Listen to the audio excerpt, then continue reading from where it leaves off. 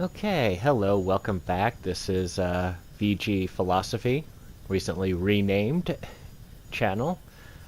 Um, we have just completed a level of BioShock 2, and yep, we're gonna flip the switch and slowly make our way out of the level, go back the exact Do same you way we think did, me a tyrant, Delta?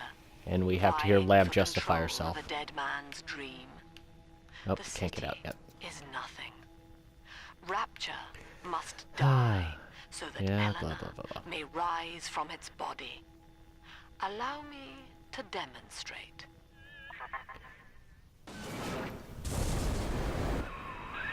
Liam's overloading the pumps. The place is coming down. Get to Dionysus Park.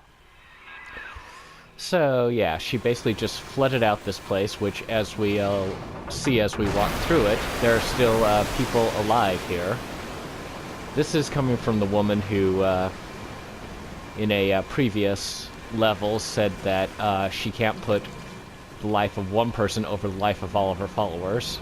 So, her followers fail, and what happens? They just, yeah. She just floods the place out. Yeah. Anyway. Subject Delta, I want you to commit this moment to memory for me. Yeah, This so. howling, brutish slog through the dark. This is Anyway, this we this are. video we want to talk about was actually Wakanda and Rapture, and a connection between the two. So, before I go any further, a little bit of a caveat.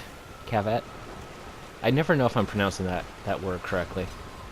Anyway, just a little reminder of it. I have not seen the recent Black Panther movie. Let's switch over to Electrical, because there's a guy who's going to attack me up here. I have not seen the recent Black Panther movie. I have not read Black Panther since... Wait.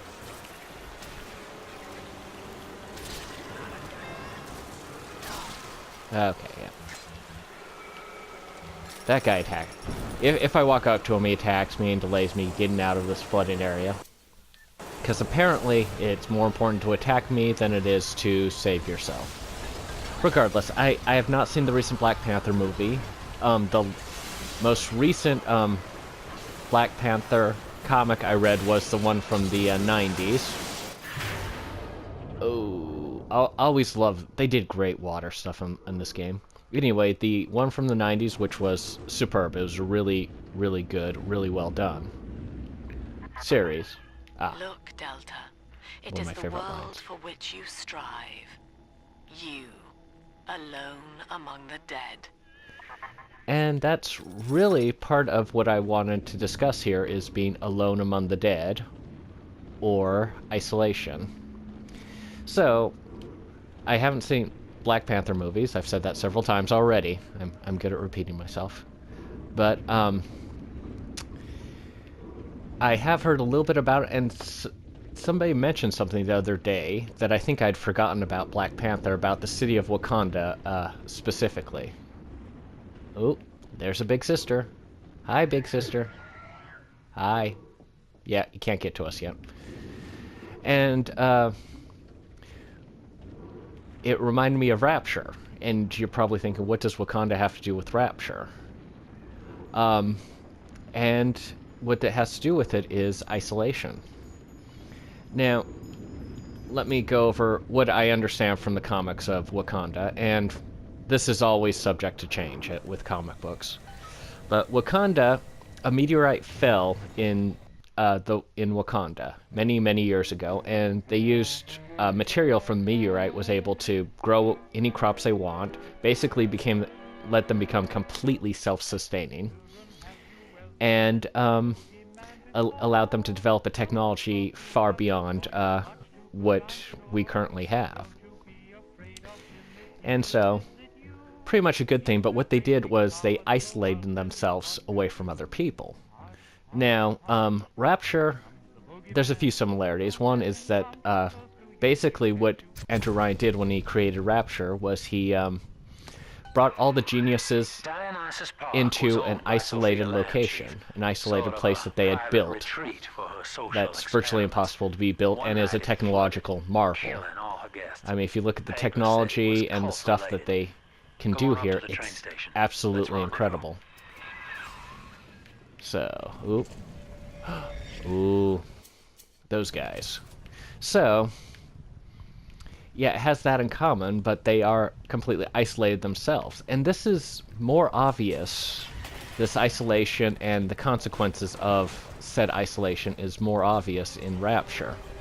Because there's a cost to isolation that a lot of people don't recognize or realize. Let's see. Yeah. Is this open? Nope. Oh, am I being attacked? There we go. Ah.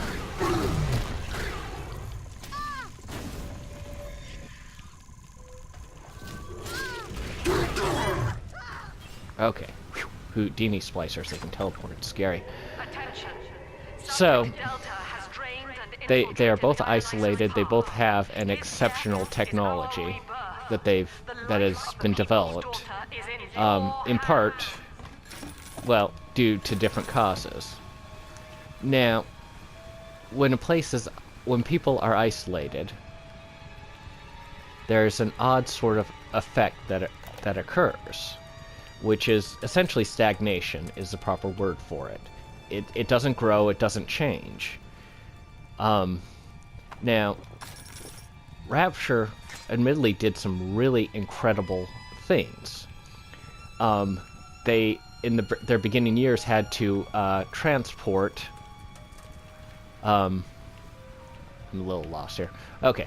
They had to transport water. Or no, not water, oxygen.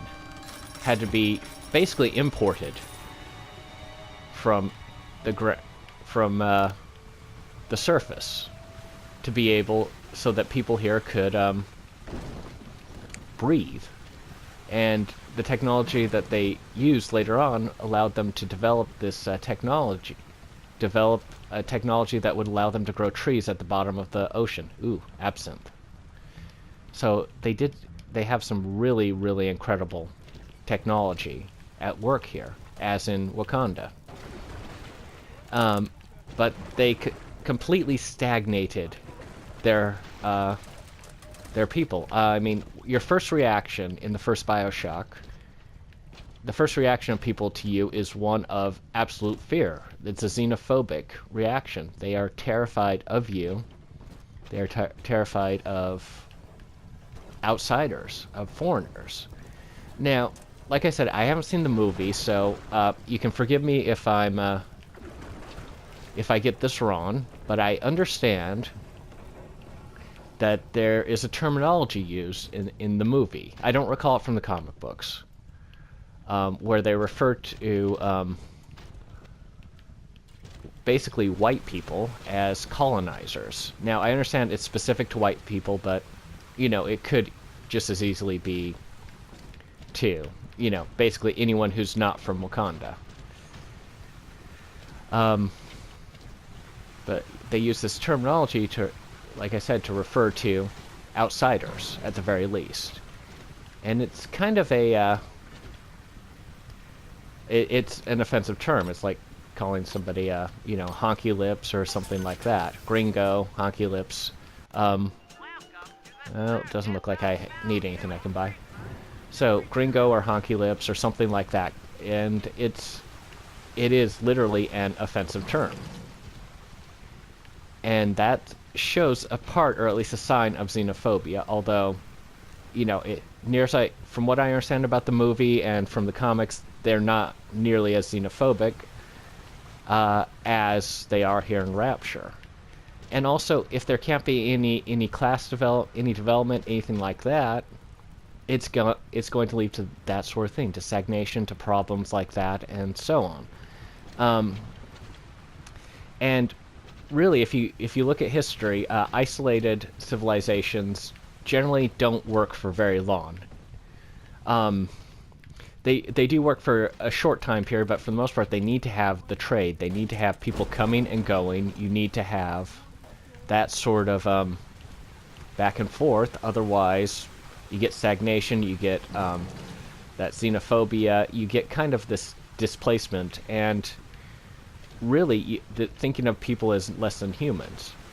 There are civilizations who have been isolated and have thought of anyone from any other land as a demon or or just a barbarian or someone who just doesn't actually count as a real human being. And that's the danger of isolation, at least in great civilizations. Now, taking a vacation where there's nobody around, that's actually a good thing. Or, going off to Walden Pond and writing poems, that's also a good thing. So, isolation isn't necessarily a bad thing. It's when you take an entire civilization and isolate it from the rest of the world that you get the stagnation, that you get these negative things that happen. And Rapture is an extreme example. It took about 15 years for Rapture to, for basically the class war start. Well, class war started long before that, but the class war started, and within 15 years there was a civil war in Rapture, and this is the result. I mean, look at this painting. This is a pretty cool, pretty good Art Deco painting, and looking around you, this is the result of this class war, of these people who can't get along. This entire area, we discover later on, was completely flooded out. And the person, basically for the greed of one person, flooded out this entire area. And the rest of Rapture isn't that much better.